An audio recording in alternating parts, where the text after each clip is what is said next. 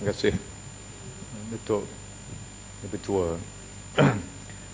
Saya juga ingin mengambil peluang untuk menyatakan secara ringkas berkenaan dengan Undang-Undang Kewangan Nombor 2 2012. Saya faham dan saya yakin bahawa tujuan pindaan yang dibawa adalah untuk memperkemaskan lagi pentadbiran struktur pencukaian negara, terutamanya untuk tujuan mempersiapkan negara kita untuk menghadapi cabaran pendidikan negara sebagai negara berpendapatan tinggi dan juga transformasi ke arah negara berasaskan negara maju pada tahun 2020. Namun demikian, kita mesti melihat sama ada rancangan itu, sasaran itu dipikul dengan baik ataupun dilaksanakan pentadbiran yang secara baik sehingga kini untuk mewajarkan perkara itu dapat dicapai.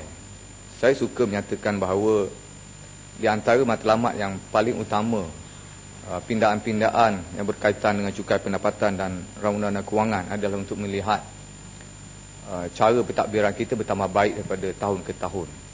Pada tahun ini kita menyaksikan bahawa kedudukan belanjawan negara kita diurus dengan cara yang sama sebagaimana 15 tahun yang lalu, iaitu secara berdefisit. Dan kita tahu defisit kita pada tahun ini adalah kekal pada taraf ataupun tahap melebihi 4%. Dan ini adalah memberi gambaran bahawa kerajaan dalam pentadbiran kerajaan dalam kedudukan yang sangat struggle untuk memberi gambaran bahawa mereka mencuba sedaya upaya untuk mengurangkan kadar defisit ini. Dan kita juga committed untuk melihat isu yang paling mustahak ini di peringkat pentadbiran kewangan negara, iaitu melihat bagaimana defisit berjaya disekat, dikekang atau diperbaiki. Oleh kerana itu, komitmen Pakatan Rakyat untuk melihat sekiranya berlaku perubahan, kita ingin mengikat kadar defisit kita pada kadar yang paling baik untuk menuju kepada kadar keseimbangan atau kadar seimbang yang pernah kita capai paling terakhirnya pada tahun 1997 yang lalu. Dan senario ini mungkin boleh berubah dan boleh membawa kepada keadaan yang begitu mudah untuk dilaksanakan sekiranya kita diberi peluang, insya-Allah. Saya juga mengambil peluang untuk mengucapkan tahniah kepada pasukan Lembaga Hasil Dalam Negeri yang diketuai oleh Tan Sri Dr. Syukur Abdi Syukur, kerana pada tahun ini Lembaga Hasil Dalam Negeri berjaya mengutip dan mengadakan jumlah 107.8 bilion ringgit telah mengambil kira bayaran pulangan atau bayaran balik kepada pemegang-pemegang akaun dalam lembaga hasil, menjadikan antara kutipan tertinggi dalam sejarah. Tahniah kepada mereka. Walau macam mana pun, tidak cukup sekadar peranan yang dimainkan oleh lembaga hasil dalam negeri semata-mata. Pihak kerajaan sebagai pemegang amanah untuk menguruskan hasil cukai yang dikutip oleh lembaga hasil ini juga dilihat atau mesti dilihat lebih bertanggungjawab dalam menguruskan polisi serta dasar yang berkaitan dengan pengurusan pencukaian negara. Kita tidak boleh mengenepikan bahawa kita masih lagi terikat dengan kedudukan ataupun pandangan bahawa Malaysia di antara negara yang paling tinggi dilihat berlakunya illegal illicit outflows yang masih lagi tidak berjaya kita selesaikan atau kita rumuskan persoalan ini. Di antara kesan lambakan hasil-hasil yang tidak berjaya kita kutip dan kita terjemahkan dalam bentuk cukai yang melalui negara kita, seperti elemen pengaliran wang panas yang tidak berjaya kita manfaatkan, juga telah menjadi beban yang besar untuk dibuktikan oleh kerajaan. Kerajaan juga bertanggungjawab untuk menjelaskan bagaimana boleh berlaku kehilangan hasil yang begitu besar.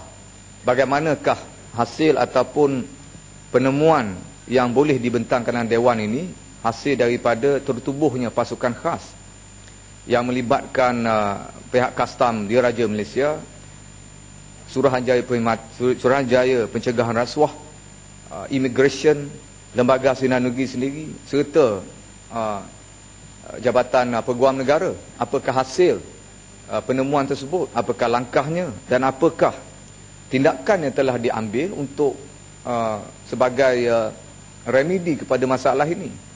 Saya fikir ini ada antara beban bukti yang cukup besar untuk kerajaan bawa dan bentang Dewan, kerana isu kehilangan hasil telah diiktiraf sendiri oleh kerajaan dan menjadi agenda besar, menyebabkan kerajaan terpaksa menubuhkan jawatankuasa. Dan satu masa dulu dia pernah melibatkan insiden struggle dengan izin yang menyebabkan kematian anggota-anggota penguatkuasa, seperti yang berlaku dalam insiden kematian salah seorang daripada pegawai kastam beberapa tahun dulu, yang sehingga kini masih tinggal dalam bentuk misteri. Ini juga di antara perkara yang dilihat berkaitan dengan usaha kerajaan untuk memulihkan isu ataupun menjawab isu kebimbangan seluruh rakyat Malaysia berkenaan dengan kehilangan hasil yang tidak berjaya kita bendung atau kita baiki. Kita juga masih lagi berdepan dengan isu di mana kehilangan hasil ni dikatakan berkaitan dengan aktiviti-aktiviti syarikat-syarikat yang berkepentingan kerajaan. Salah seorang ahli wakil kerajaan, ahli parlimen mewakili Barisan Nasional juga membuat kenyataan secara tegas bahawa beliau juga mensyaki dan memberi beberapa penerangan yang agak logik bahawa syarikat-syarikat berkepentingan kerajaan telah berfungsi sama ada secara terancang atau tidak untuk bersekongkol menjadikan bahawa kehilangan hasil ataupun mengalirnya hasil keluar negara tanpa dapat dibendung ini berpunca daripada fungsi GLC atau GLIC. Dan ini tidak juga ada satu pembentangan ataupun keterangan yang perlu dibawa sepatutnya dalam Dewan mengatakan kerajaan telah mengambil tanggungjawab, mengambil langkah yang sewajarnya, kerana ini adalah isu negara. Saya fikir sebagai satu kerajaan yang bertanggungjawab, sepatutnya isu ini dibentangkan melalui kertas putih dalam Dewan ini, mengatakan kerajaan telah mengambil pendirian dan sikap dan serta tindakan, dan ini adalah laporan hasil daripada penyiasatan tersebut.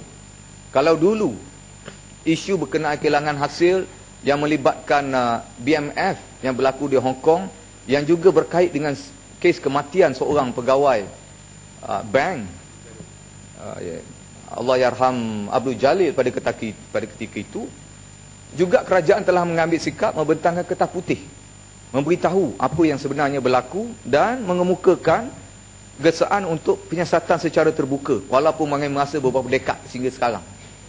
Dan kos penyiasatan itu sudah tentu berlipat ganda melebihi daripada jumlah yang hasil pertama yang hilang itu.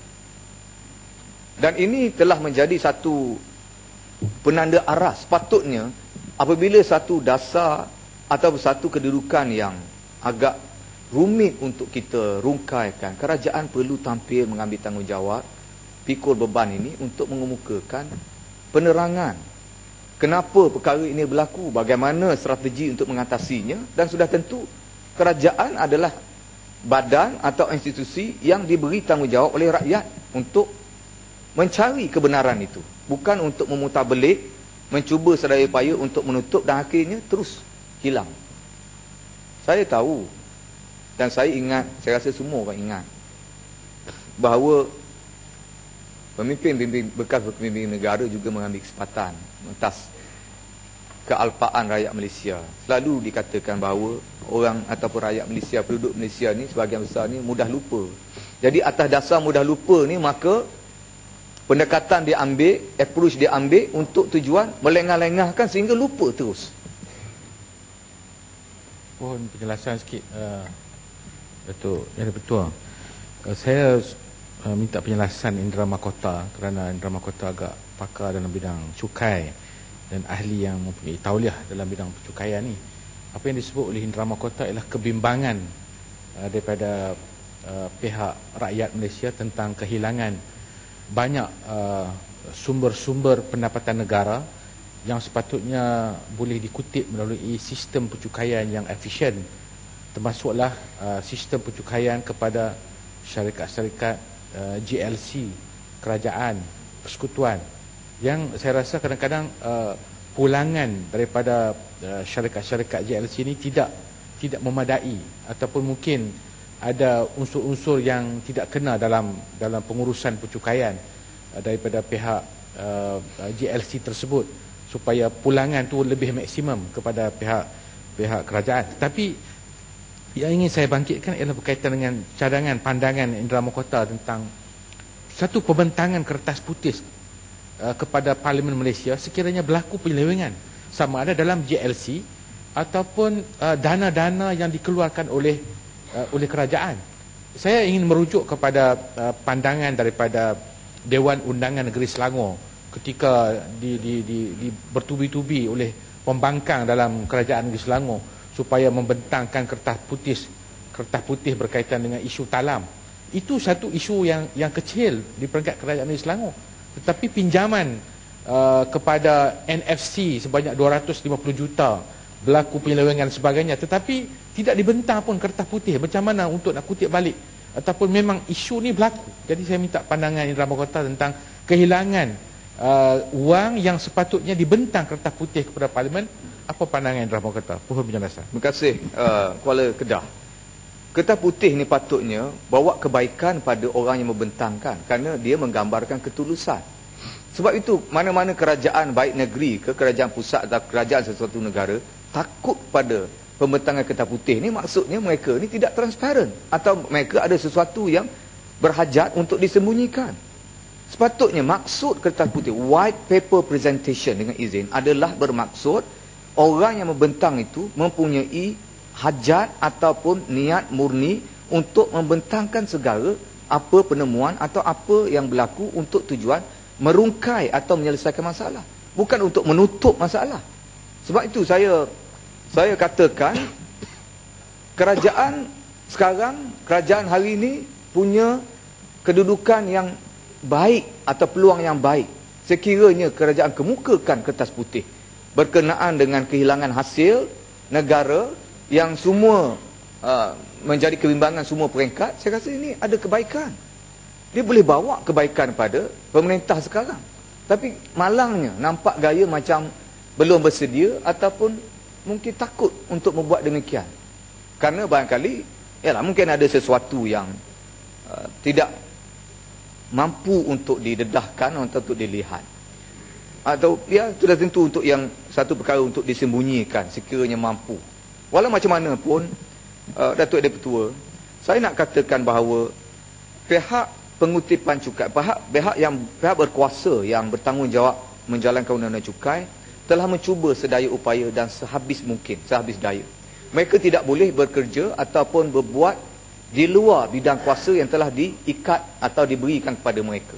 Saya yakin setakat ini mereka telah memainkan peranan. Tetapi kerajaan yang mentadbir, yang mencadangkan undang-undang, yang meluluskan undang-undang, patut melihat perkara ini melebihi daripada paras yang sedia ada.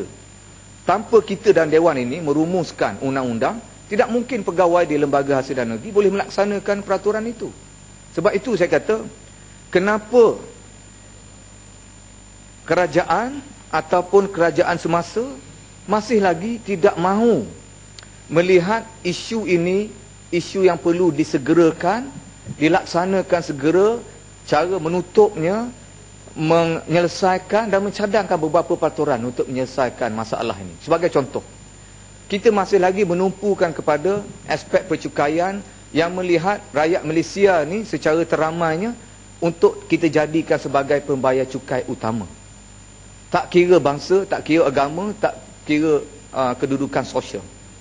Walaupun banyak negara dunia ni telah pun mengasingkan kluster dari sudut kategori sosial. Sebagai contoh, kepada golongan yang mempunyai pendapatan melebihi satu tangga pendapatan, sebagai contoh, kepada golongan yang paling kaya dalam sesuatu negara, banyak negara dunia ini telah mencadangkan undang-undang untuk meletakkan paras lantai.